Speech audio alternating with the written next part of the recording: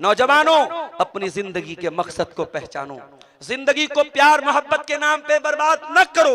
जिंदगी को नशे के नाम पर भेंट न चढ़ाओ। जिंदगी को अल्लाह को राजी करने में गुजारो। बहुत सारे काम पड़े उम्मत के पेंडिंग, उन कामों के लिए आपकी जरूरत है। आज इलाके में इतना बड़ा प्रोग्राम हो रहा है, आप सुबह फजर की नमाज में जाएं।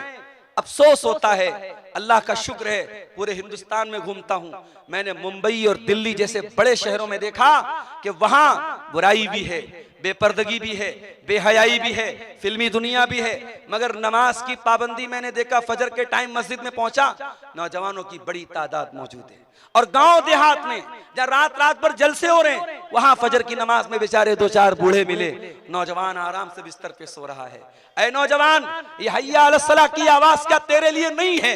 क्या अस्सला तो खैरुम मिनन नौम की आवाज तेरे लिए नहीं है? ऐ नौजवान, तू कितना बड़ा बिजनेसमैन है, तू कितना बड़ा कारोबारी है, तेरा व्यापार कितना बड़ा है।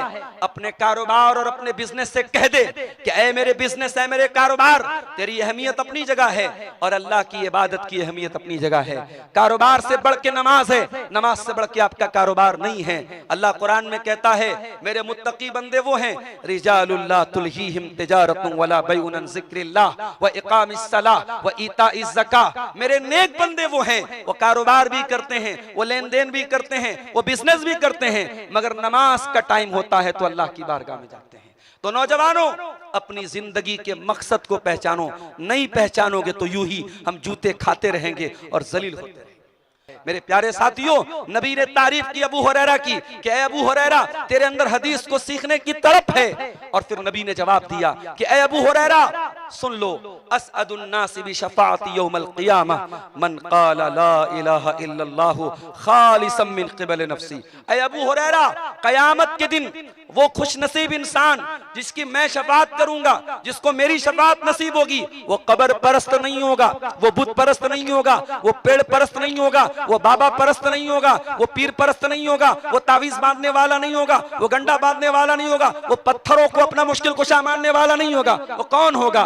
मन क़ाला ला इलाहा इल्लल्लाहु मिन क़िबल नफ्सिही, जिसने अपने दिल की गहराई से ला इलाहा इल्लल्लाह पढ़ा होगा, जो तौहीद पर होगा, जो रब की तौहीद पर होगा, कयामत के दिन अल्लाह के नबी की शफाअत उसको नसीब होगी। इसलिए तौहीद की हिफाजत करो।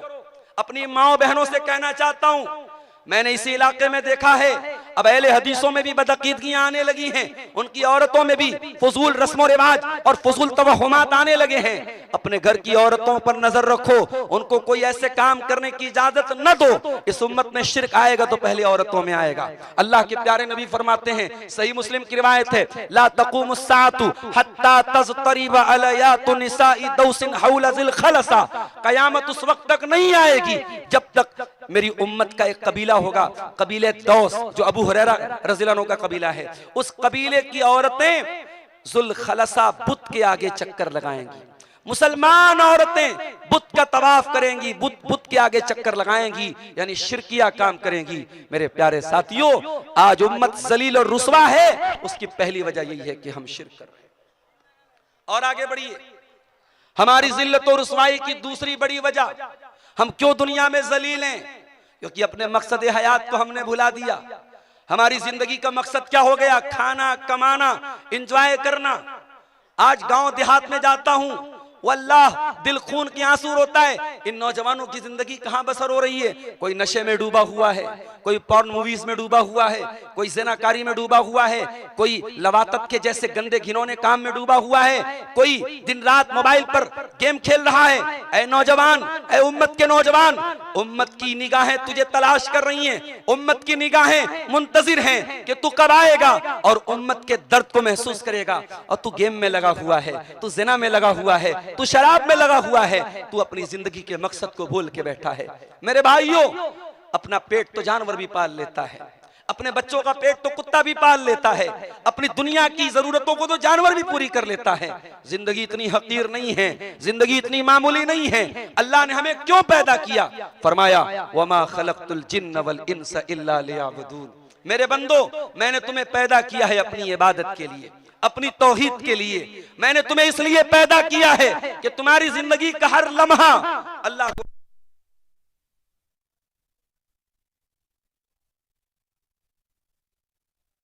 व नुसुकी व महयाया व ममाती लिल्लाहि रब्बिल आलमीन। मेरी नमाज अल्लाह के लिए है, मेरी कुर्बानी अल्लाह के लिए है, मेरा जीना अल्लाह के लिए है, मेरा मरना अल्लाह के लिए है। मेरी जिंदगी का मकसद तेरे दीन की सरफराजी, मैं इसीलिए मुसलमान, मैं इसीलिए नमाजी।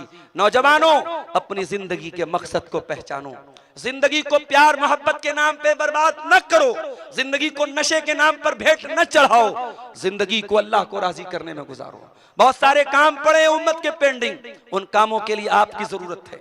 आज इलाके में इतना बड़ा प्रोग्राम हो रहा है, आप सुबह फजर की नमाज में जाएं, अफसोस होता है, अल्लाह का शुक्र है पूरे हिंदुस्तान में घूमता हूं, मैंने मुंबई और दिल्ली जैसे बड़े शहरों में देखा कि वहां बुराई भी है, बेपर्दगी भी है, बेहयाई भी है, फिल्मी दुनिया भी है, मगर नमाज की पाबंदी मैंने देखा। फजर के टाइम मस्जिद में पहुंचा, नौजवानों की बड़ी तादाद मौजूद है। और गांव देहात में जहाँ रात रात भर जलसे हो रहे हैं, वहां फजर की नमाज में बेचारे दो चार बूढ़े मिले, नौजवान आराम से बिस्तर पे सो रहा है। ऐ नौजवान, ये हय्या अलस सलाह की आवाज क्या तेरे लिए नहीं है? क्या अस्सलातु खैरुम मिनन नौम की आवाज तेरे लिए नहीं है? ऐ नौजवान, तू कितना बड़ा बिजनेसमैन है, तू कितना बड़ा कारोबारी है, तेरा व्यापार कितना बड़ा है, अपने कारोबार और अपने बिजनेस से कह दे कि ऐ मेरे बिजनेस, ऐ मेरे कारोबार, तेरी अहमियत अपनी जगह है और अल्लाह की इबादत की अहमियत अपनी जगह है। कारोबार से बढ़ के नमाज है, नमाज से बढ़ के आपका कारोबार नहीं है। अल्लाह कुरान में कहता है, मेरे मुत्तकी बंदे वो हैं, रिजालुल्लाह तुल्हीहिम तिजारतुन वला बैउन अन ज़िक्रिल्लाह व इकामिस सलाह व ईताइज़ ज़कात। मेरे नेक बंदे वो हैं, वो कारोबार भी करते हैं, वो लेन देन भी करते हैं, वो बिजनेस भी करते हैं, मगर नमाज का टाइम होता है तो अल्लाह की बारगाह में जाते हैं। तो नौजवानों, अपनी जिंदगी के मकसद को पहचानो, नहीं पहचानोगे तो यूं ही हम जूते खाते रहेंगे और जलील होते रहेंगे। और आगे बढ़िए, हमारे साथ जो मसले मसाइल चल रहे हैं, जो दुनिया में हम जलील हो रहे हैं, उसकी तीसरी वजह मैंने गौर की, मैंने विश्लेषण किया, मैंने एनालाइज किया। मुझे एक बात यह भी समझ में आई कि आज हम जो टुकड़ों में बटे हैं, फिरकों में बटे हैं, बिरादरियों में बटे हैं, गिरोहों में बटे हैं, इलाकों के तासुब में बटे हैं। कोई मसला आता है, इलाका गाली बन जाता है, कोई मसला आता है, बिरादरी गाली बन जाती है, मुसलमान मुसलमान को गाली दे रहा है, मुसलमान मुसलमान को ताना मार रहा है। मेरे भाइयों, ये जाहिलियत की चीज हमारे अंदर कैसे आ गई? ये जाहिलियत की चीज हमारे अंदर कैसे आ गई? आप अपनी बिरादरी पर फख्र कीजिए, लेकिन किसी दूसरी बिरादरी को जलील न कीजिए। आप अपने इलाके पर बेशक फख्र कीजिए, मगर किसी दूसरे इलाके को जलील न कीजिए। ये बंटवारे, ये फिरका परस्ती, ये फिरका बंदी कहां से आई? मेरे नबी ने तो हमें एक किया था मेरे भाइयों, मेरे नबी ने एक कलमे की बुनियाद पर हमें एक किया था। मेरे नबी ने जब सहाबा को अल्लाह का दीन सिखाया था, वहां न कोई मसलक था, न फिरका था, न जात पात थी। आज तो साहब बिहार के दरभंगा के इलाके में मैं गया, एक गांव से गुजर हुआ, गांव में मैंने देखा कि रास्ते में दीवार खड़ी है, रास्ते में दीवार खड़ी है। दीवार के एक तरफ अंसारियों का रास्ता है, दूसरी तरफ शेखों का रास्ता है। शेख बिरादरी वाले अंसारी के रास्ते पे नहीं जाते, अंसारी बिरादरी के लोग शेख के रास्ते पे नहीं जाते। इतना बुग़्ज़, इतना तासुब ये मुसलमान के अंदर है मेरे भाई। अल्लाह हम सबको समझ दे। मेरे नबी ने हमें एक किया था। अगर फलस्तीन का मुसलमान और उसके बच्चे अगर मर रहे हैं, तो बिहार और कटिहार के मुसलमान को भी उसका दर्द होना चाहिए। अगर हिंदुस्तान के किसी इलाके में आपके कलमा गो भाई पर जुल्म सितम हो, तो आप इस कटिहार के इस गांव में भी अगर आप बैठे हैं, आप किसी शहर में बैठे हैं, उस दर्द को आप अपने दिल में महसूस करें। अल्लाह के प्यारे नबी फरमाते हैं, मसलुल मोमिनीन फी तवादिहिम व तआतुफिहिम व तराहुमिहिम कमसलिल जसदिल वाहिद इज़ इश्तका मिनहु उज़वुन तदाअ लहु साइरुल जसद बिस्सहरि वल हुम्मा। ऐ मुसलमानों, आपस में इतने हमदर्द बनो, इतने प्यार बांटने वाले बनो, इतनी मोहब्बत करने वाले बनो, इतना एक दूसरे के लिए जान निछावर करने वाले बनो।